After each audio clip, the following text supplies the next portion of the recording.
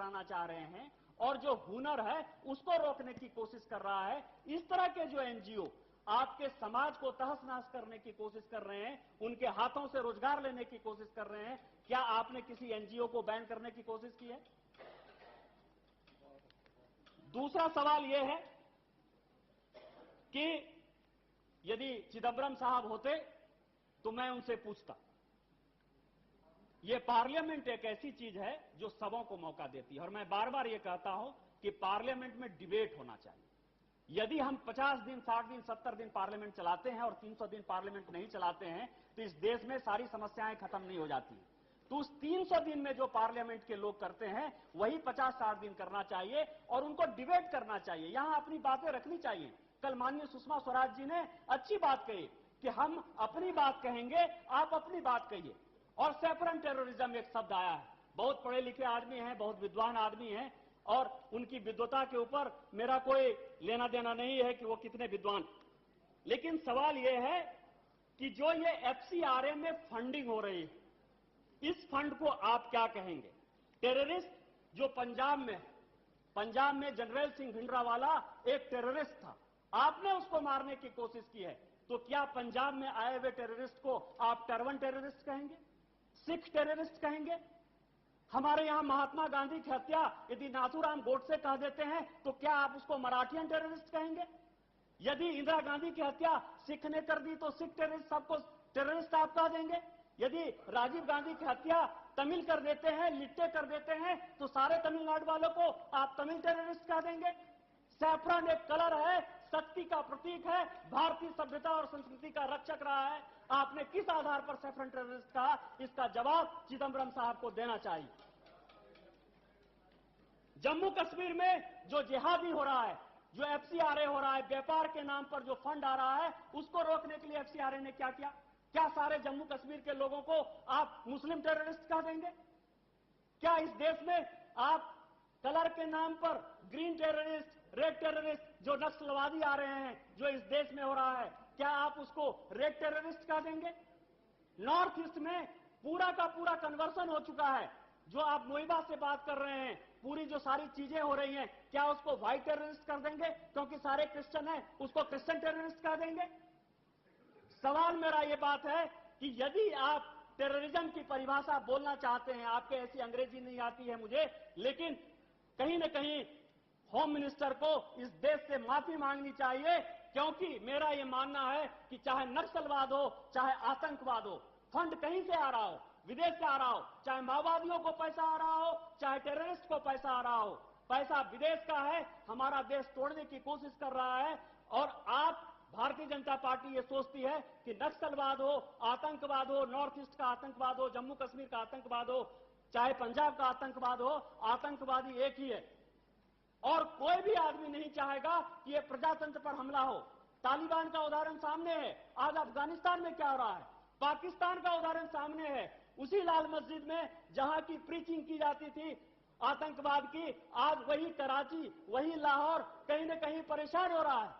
मेरा यह कहना है कि कोई भी सभ्य समाज, कोई भी प्रजातंत्र ये नहीं चाहेगा। जो जितना समय है पार्टी का, मैं ही केवल पार्टी का बोलूंगा। Many members are there. I have to be मेरे पार्टी से केवल मैं ही बोलने वाला हूं, कोई दूसरा आदमी नहीं बोलेगा। तो मेरा यह सवाल है कि आप जो है टेररिस्ट को, क्योंकि कबीर ने एक बड़ा अच्छा दोहा कहा था कि माटी कहे कुम्हार को, तू क्या रो दूं मैं, एक दिन ऐसा आएगा मैं रो दूंगा तोय। उसका कारण यह है कि यदि हम किसी टेररिस्ट को पैदा करना चाहते हैं तो टेररिस्ट जो है एक दिन हमको खा जाएगा, चाहे वो नक्सलवादी हो, चाहे वो आतंकवादी हो। इसीलिए इस देश में बंटवारा मत करने की कोशिश कीजिए, अपने आइडियोलॉजिकल टर्म्स को, जिस गद्दी पर आप बैठे हैं उसके साथ न्याय कीजिए। दूसरा सवाल यह है कि आईएसआई की जो एक्टिविटी है उसको रोकने के लिए एफसीआरए बिल में क्या क्या प्रावधान आपने किए हैं।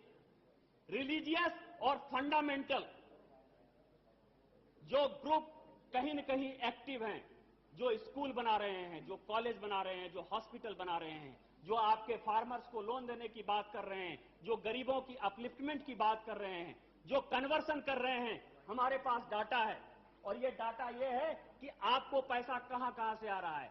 जो सही चैनल है वो क्या कह रहा है? वो ये कह रहा है कि सबसे ज्यादा पैसा आपको यूएसए से आ रहा है, यूके से आ रहा है, जर्मनी से आ रहा है।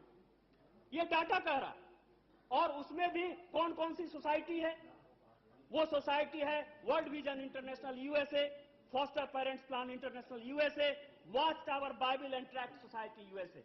इस देश में क्रिश्चियन की आबादी 2% है।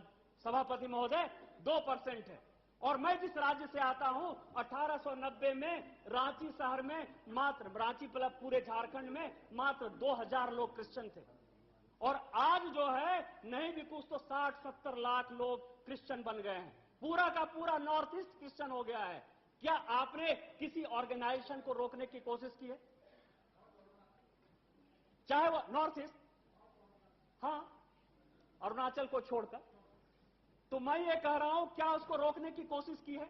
आईएसआई की एक्टिविटी मैं देखता हूं पूरे झारखंड बॉर्डर पर, बिहार बॉर्डर पर, नेपाल बॉर्डर आप चले जाइए, पूरे के पूरे जो है बड़े बड़े मस्जिद बन गए हैं, बड़े बड़े स्कूल बन गए हैं, बड़े बड़े मदरसा बन गए हैं। क्या आपने उसको रोकने की कोशिश की है या जानने की कोशिश की है कि वो फंड कहां से आ रहा है? और जो फंड आपको इंटरनेशनल पता चल रहा है, क्या आपने अपने एनफोर्समेंट डायरेक्टर को एक्टिवेट करके किसी को सजा देने की कोशिश की है? किसी विदेश के सरकार से आपने बात करने की कोशिश की है? तो सवाल मेरा यह है कि इस फंड से जो कन्वर्सन हो रहा है, इस फंड से जो आईएसआई की एक्टिविटी बढ़ रही है, इस फंड से जो डेमोग्राफी चेंज हो रहा है, पूरा का पूरा साहबगंज जिला, पाकुड़ जिला, असम है, किशनगंज है, अररिया है, सारा का जरा डेमोग्राफी चेंज हो गया है। कहां से आ रहा है फंड? किस चीज के लिए आ रहा है फंड? क्या आपने इस एफसीआरए में उसको रोकने के लिए कहीं कोई प्रयास करने की कोशिश की है? और सवाल यह है कि हम गरीब आदमी हैं। ये भारत गरीब है, कृषि प्रधान देश है। यहां गोरी का उदाहरण है, गजनी का उदाहरण है, गुलाम वंश का उदाहरण है, मुगल वंश का उदाहरण है, अंग्रेज का उदाहरण है। हमने, यहां के लोगों ने छोटे पैसे के लिए, छोटे स्वार्थ के लिए कहीं न कहीं लोगों को मदद करने की कोशिश की है। और ये जो पैसा अनअकाउंटेड आ रहा है, जिसका कोई हिसाब किताब नहीं है, हम कहीं न कहीं अपने लोगों को दोष नहीं दे सकते हैं। यहां कानून कम है और इसमें केंद्र सरकार की कहीं न कहीं गलती है। कल फारूक अब्दुल्ला साहब बहुत अच्छा बोल रहे थे, मुझे उनकी बात बहुत अच्छी लगी कि पाक ऑक्युपाइड कश्मीर को ले लीजिए, गिलगित को ले लीजिए, सभी को ले लीजिए। लेकिन जो उन्होंने बातें कही कि केंद्र को कमजोर कर दीजिए, और यदि केंद्र कमजोर हो जाएगा, जब जब केंद्र कमजोर हुआ है तब तब इस तरह की एक्टिविटी बढ़ी है। इसलिए मेरा यह मानना है, भारतीय जनता पार्टी का मानना है कि चाहे जो कुछ भी हो, आपको जितना पावर लेना हो लीजिए, केंद्र को मजबूत करिए और इस तरह की एक्टिविटी को रोकने की कोशिश कीजिए। आपके पास 2 कानून और भी पहले से थे। एक है prevention of money laundering act और एक है अनलॉफुल एक्टिविटी। मेरा यह मानना है कि prevention of money laundering act के लागू होने के बाद, क्योंकि prevention of money laundering act में 1000 ऑर्गेनाइजेशन आपने एक्टिव कर रखे हैं।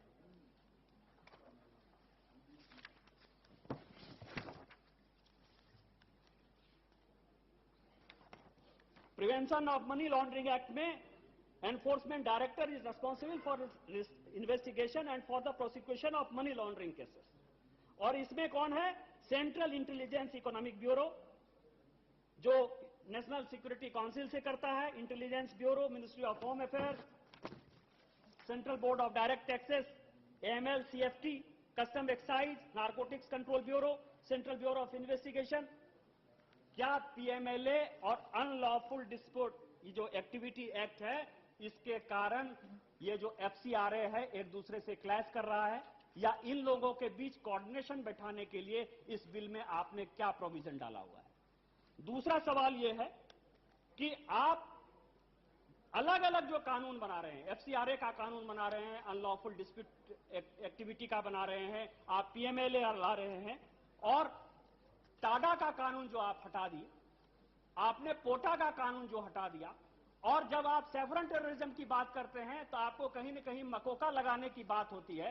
तो जब आपको पता है कि इस टेरर के लिए, इस फंडिंग के लिए एक मजबूत कानून की आवश्यकता है, तो क्या होम मिनिस्ट्री जो है कहीं न कहीं कोई मजबूत कानून लाने की बात कर रहा है?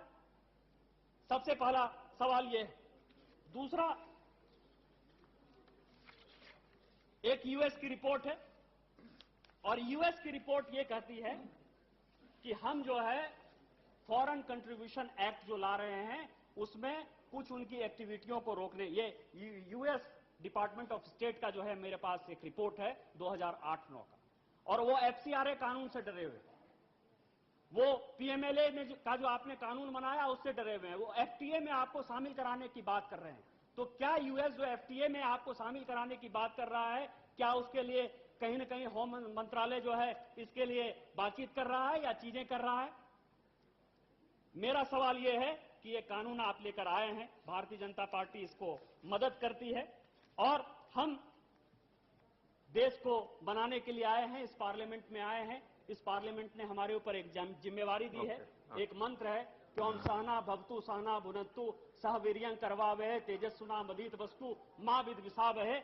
तो मेरा सवाल यह है कि इस पार्लियामेंट में हम और आप मिल जाते हैं, इस देश में जितना कड़ा से कड़ा कानून बनाने की बात होती है बनाते हैं, चाहे एनजीओ के नाम पर कोई आ रहा हो, मैं खत्म करता हूं 2 मिनट में, चाहे एनजीओ के नाम पर आ रहा हो, चाहे कन्वर्सन के नाम पर आ रहा हो, चाहे सोशल एक्टिविटी के नाम पर आ रहा हो, हॉस्पिटल बनाने के नाम पर आ रहा हो, वाटर के नाम पर आ रहा हो, फार्मर के नाम पर आ रहा हो, किसी भी नाम पर आ रहा हो, क्योंकि एक कहानी है सभापति महोदय, एक कहानी है पापक की। पापक एक नाम था और लड़का चाहता था कि पापक उसका नाम बदल जाए, तो वो जब रोड पर निकलता है तो उसको एक जीवक मिल जाता है जिसकी लाश नजर आती है, तो उसको लगता है कि जीवक मर सकता है।